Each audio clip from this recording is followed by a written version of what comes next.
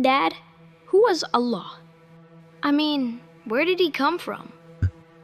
Let me ask you first, where did the sun come from? From space, from the universe, I guess. And where did the universe come from? From the Big Bang? And what caused the Big Bang? I don't know.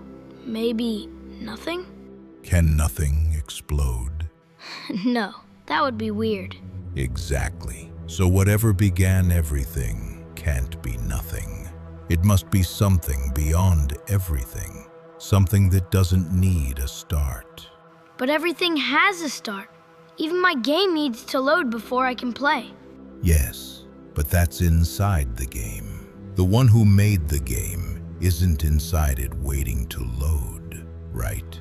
Oh, so Allah is like the one outside the game. Beautifully said.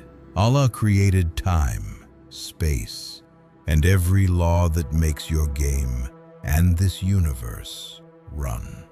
He's not waiting in time. He's the reason time exists. So, he doesn't begin or end? Right. Words like before and after are for things inside time. Allah isn't in the story. He's the author. Then, if he made everything, does that mean he made nothing too? Even the emptiness is his design. The silence before sound, he made that pause. That's big.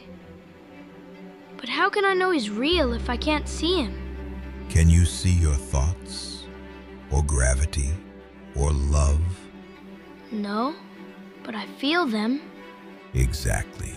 You see their effects, the order of the world, the intelligence in creation, the way your heart knows right from wrong.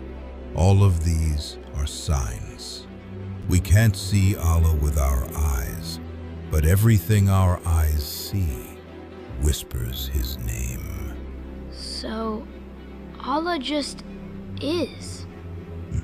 Yes, and that's what makes him Allah, the one who was never made, who makes everything else possible. Then if he wrote time, he must know my whole story already. He does, and he still lets you choose your lines. That's the beauty. The author gives you a pen. I think I just got my first big question, but I already feel another one coming. Good.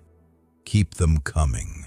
Questions are doors, and Allah loves those who keep knocking.